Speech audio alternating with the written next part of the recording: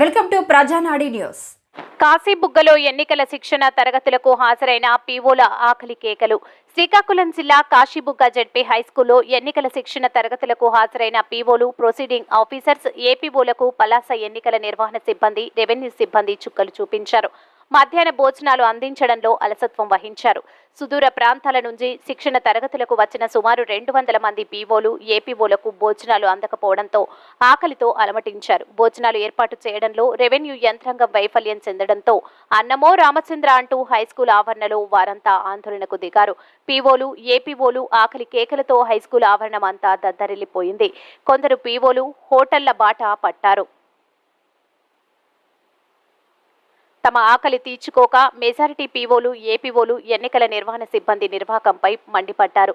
సమాచారం అందుకున్న పలాస ఎన్నికల returning officer Bharat Nayak ZP high school కు చేరుకుని ఆందోళన చేస్తున్న పీఓలను నచ్చజెప్పే ప్రయత్నం చేశారు.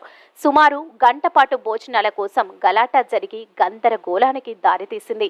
ఎట్టకేలకు బాధ్యుడైన అధికారిని సస్పెండ్ చేస్తామని పలాస రిటర్నింగ్ ఆఫీసర్ భరత్ నాయక్ స్పష్టమైన హామీ ఇవ్వడంతో వారు శాంతించారు. అనంతరం ఆకలితో అలమటిస్తున్న సుమారు 200 మందికి పలాస రిటర్నింగ్ ఆఫీసర్ భరత్ నాయక్ భోజనాలు ఏర్పాటు చేయడంతో వివాదం సద్దుమణిగింది. అనంతరం శిక్షణ తరగతులు వారంతా హాజరయ్యారు. మిగతా 3 రేపు 9వ తారీఖు 12వ తారీఖు సరైన సౌకర్యాలు లేకపోతే ఎంతకంటే ఎక్కువగా మనం రోజు వస్తుంది కాబట్టి ఇప్పుడు ఈ రోజుగా సార్ కూడా తప్పు అయిపోయింది అన్నారు కాబట్టి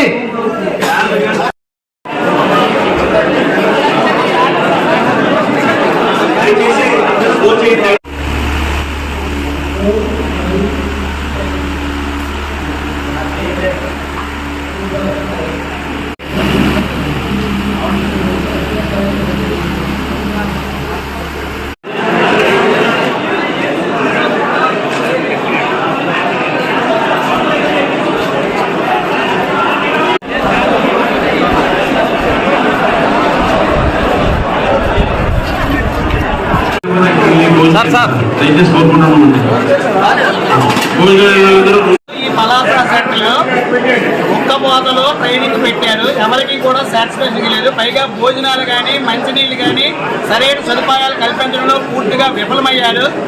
సుమారు 200 మందికి పైగా భోజనాలు లేక ఇప్పటికీ ఆకులు పట్టుకొని నిల్చొని ఉన్నారు. అలాగే మంచినీళ్ళు కూడా వాటర్ బాటిల్ కూడా సప్లై చేయలేని స్థితిలో ఉన్నారు. అలా చేతకానప్పుడు ఇక్కడ సెంటర్ని క్యాన్సిల్ చేసుకుంటే మా మండలాల్లో పెట్టుకోండి, మాకు భోజనాలు కూడా పెట్టొద్దు, మేము స్వచ్ఛందంగానే సర్వీస్ చేస్తాం. కానీ ఇటువంటి నిర్బంధాలతో, ఇటువంటి ఇబ్బందులతో, భోజనాలు లేకుండా ఆకలితోని ఈరోజు నేను షుగర్ పేషెంట్ను పడిపోయే స్థితిలోకి వచ్చినప్పటికంటే ఇంకొకరు ఇచ్చేశారు. కాబట్టి ఈ నిర్లక్ష్య ధోరణి అనేది ఈ రెవెన్యూ సెట్ ఇప్పుడు ఈ రోజే కాదు సార్, ప్రతి ఎలక్షన్ లో కూడా ఇదే సిస్టమ్ గా అవలంబిస్తున్నారు. అలాగే ట్రైనింగ్స్ అనేవి కూడా ఎప్పుడు కూడా ఇంత ఘోరంగా ఇన్ని ట్రైనింగ్లు అనేవి లేవు. మరి ఎలక్షన్ కమిషన్ తాలూకా అతిశయంతో అధికారుల తాలూకా తెలియదు. కానీ ప్రస్తుతానికి అయితే మాత్రము 6 సెక్షన్లు ఇచ్చారు. అది కూడా ఈ రోజు రేపు అక్కడ చాలా 150 కిలోమీటర్ల దూరం నుంచి ఉదయం 6 గంటలకు బయలుదేరి వచ్చే వాళ్ళకి ఇప్పటికీ భోజనాలు లేని స్థితిలో ఉన్నాము. ఇంకా ఇప్పటికీ 10 నిమిషాలు ఆగండి, 20 నిమిషాలు ఆగండి అంటున్నారు. రైస్ కూడా కోటా రైస్ తీసుకొచ్చి పెట్టారు. మీరు ఉపాధ్యాయులంటే అంత చులకన చూపు అనేది పనికిరాదనేసి గౌరవ అధికారులకి విన్నవించుకుంటున్నా. ఎక్కడి నుంచి అయినా సరే మీ తప్పులు సవరించుకుంటారా, లేదంటే ఈ శిక్షణ కార్యక్రమాన్ని బాయ్కట్ చేయాలా, మీరే నిర్ణయించి మాకు రేపటిలోగా చెప్పకపోతే, లేదంటే మీ శిక్షణ అయినా మీరు నిర్వహించలేమనుకోండి దాన్ని రౌండప్ చేసేది మేము మా మండలానికి వెళ్ళి అక్కడ శిక్షణ పొందుతాం.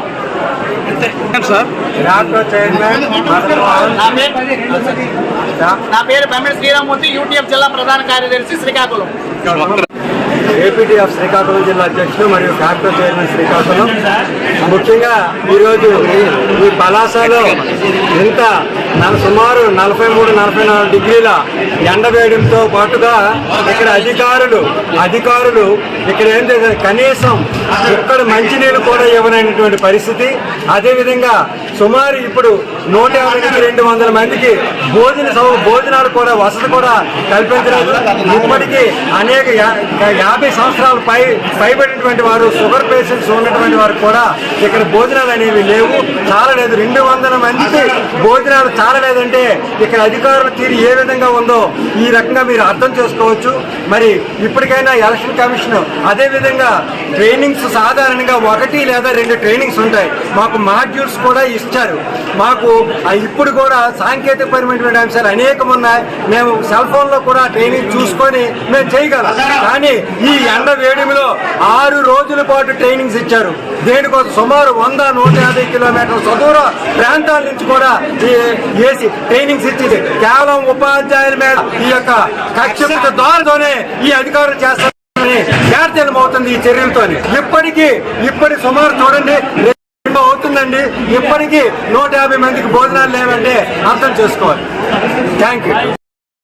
చాలా సింపుల్ విషయంగా క్షమించండి, తప్ప ఒకసారి 2వ ట్రైనింగ్ లో 50 మంది అన్నారు, 100 మంది పైన లేదని మా మిత్రులు మాస్టర్ ట్రైనర్ కూడా చెప్పారు మాకు. అంచేత బీపీ షుగర్ పేషెంట్ లో మేము 6 గంటల బయలుదేరి వచ్చాం సార్. అందరం కూడా 100 కిలోమీటర్లు 6 గంటల బయలుదేరి వచ్చాము సార్. దయచేసి తప్పు క్షమించండి. అంటే భోజనం అనేది మీకు తెలుసు. ఇప్పుడు ఎవరు మాకు ప్రాణాలు ఆధారపడి కుటుంబాలు ఆధారపడి ఉన్నాయి. ఎవరైనా బీపీ షుగర్ తో ఏమైనా జరిగితే 20 లక్షలు ఇవ్వచ్చు, మీరు 50 లక్షలు ఇవ్వచ్చు, ప్రాణాలు తేలేరు. అంటే దయచేసి మీరు మీరు వెనక నమ్మకండి సార్. మీరు వెనకాల నమ్మకండి. మాకు అర్థమైంది. మీ క్వార్టరే మాత్రం కరెక్ట్ లేదు.